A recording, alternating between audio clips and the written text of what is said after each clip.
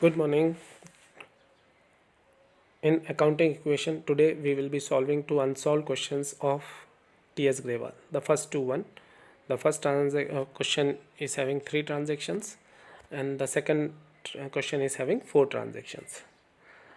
Smaller questions will help us to understand the problems in a better manner in the initial stage. Later on, we will take questions with more transactions. In the previous videos, we have already understood the effect of transactions on accounting equation using two illustrations. Now, this question states that there are three transactions. The first transaction says that business was started with cash 45,000, bank account was opened with a deposit of 4,500, and goods brought from X was for rupees 11,200. Now let's check the effect of those transactions on accounting equation. The first transaction says that business was started with cash. Every transaction have at least two effect. Here the first effect is on cash and the second effect is on capital. Cash will increase by 45,000 rupees. Okay, and the second effect is on capital will also increase by 45,000 rupees. Both the sides are equal. Okay, 45,000 equal to 45,000 rupees. Second transaction says that bank account was opened with rupees 4,500. Now see, in this case both the effects are on the asset side. There is no effect on the liability and capital side.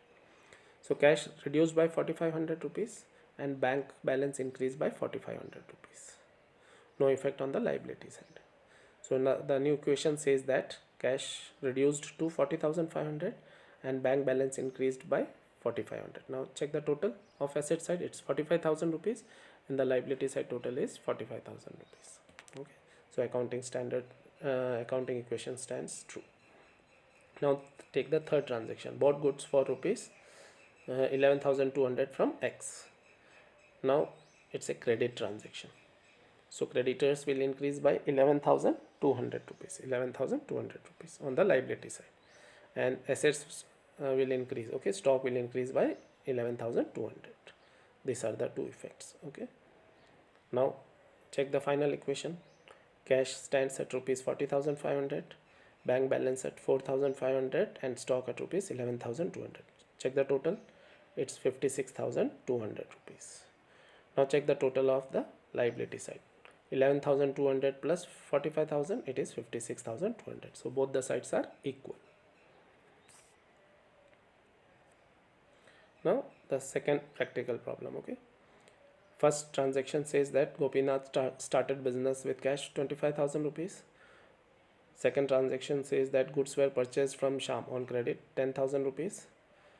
Goods were sold to Sohan costing 1,800 for 1,500, a loss of 300 rupees. Here there will be three effects. Okay, Gopinath withdrew from business for personal use 5,000 rupees. Okay, personal drawing is there. Now check the effect of those transactions in accounting equation. First one, started business with cash 25,000 rupees. Cash will increase by 25,000 and capital will increase by 25,000 rupees. Asset side total is 25,000 and the liability side total is also 25,000 rupees. Second transaction, purchase goods from Sham for 10,000 rupees. This is also a credit transaction.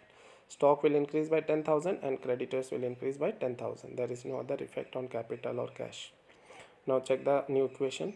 Cash stands at 25,000 rupees. No effect, no change in cash. Stock increased from 0 to 10,000 rupees. Debtors no effect.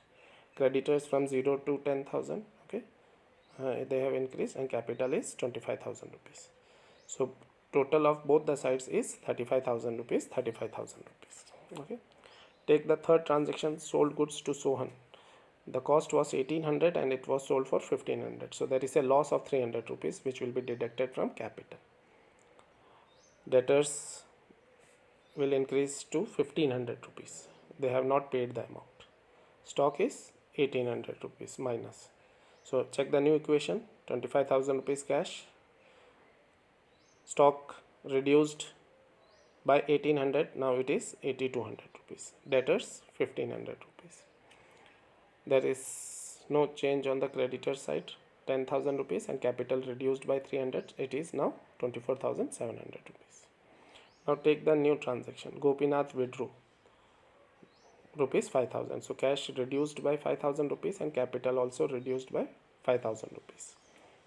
Now check the new equation, final equation.